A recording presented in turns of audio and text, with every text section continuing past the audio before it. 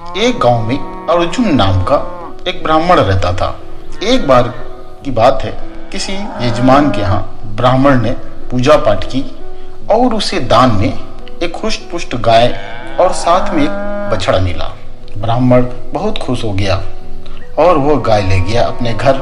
गाय चूंकि अच्छी हुष्ट पुष्ट थी और खूब दूध देती थी। इस प्रकार पूरे गांव में उस ब्राह्मण की गाय की चर्चा होने लगी कि अरे, अर्जुन पंडित की गाय तो बहुत दूध देती है और बहुत अच्छा दूध देती है। अब उसी गांव में एक क्रूर नाम का चोर रहता था। उसके मन में अचानक लालच आ गया।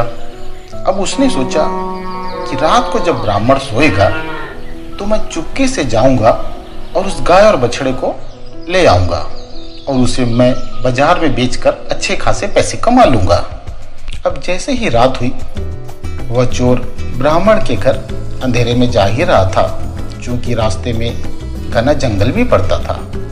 जब वह चोर ब्राह्मण की घर की ओर जा रहा था तो उसे रास्ते में ही एक लंबे दांत, लाल लाल आंखों वाला, तेज नाखून और उभरी हुई नाक वाला एक भयंकर मानव भेड़िया जैसा एक आदमी मिला।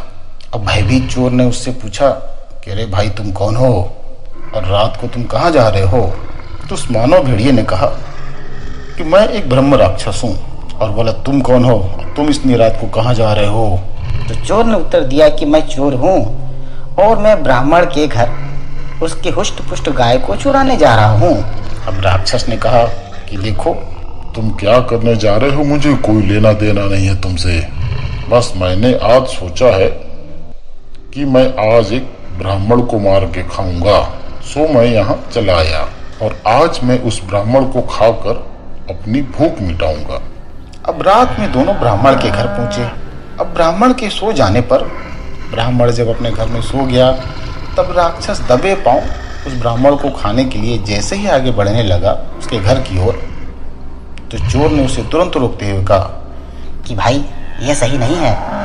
पहले मैं उस गाय और बछड़े को चोरी कर लेता हूँ, फिर तुम अपना काम आसानी से कर लेना। तभी उस मानव भेड़िए ने कहा कि नहीं भाई, गायों को चुराते समय यदि कुछ खटका हो गया तो ब्राह्मण जाग जाएगा और फिर मैं उसे खा नहीं पाऊंगा।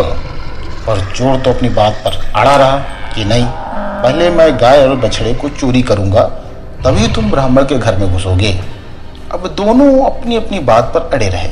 अब इन दोनों की बहस के कारण ब्राह्मण घर में जाग गया और उसने ध्यान से घर के अंदर से ही दोनों की बातें सुनी और सारी बात समझ गया। अब पूरी तरह से सावधान होकर अपने प्रभु को याद कर और घर से एक मोटी लाठी लिया और दोनों को दड़ा दड़ा कर मारने लगा। और उधर मानव भेड़िया जंगल की ओर भाग गया और चोर तुरंत गांव की ओर भाग गया। तो दोस्तों, इस कहानी से हमें ये शिक्षा मिलती है कि जब दो व्यक्ति आपस में किसी बात पर बहस करते हैं तो उसमें तीसरे व्यक्ति को लाभ आसानी से होता है। तो इस चैनल पर हम ऐसी कहानियां लगातार लाते रहेंगे। चैनल को लाइक एवं सब्सक्राइब अवश्य करिए।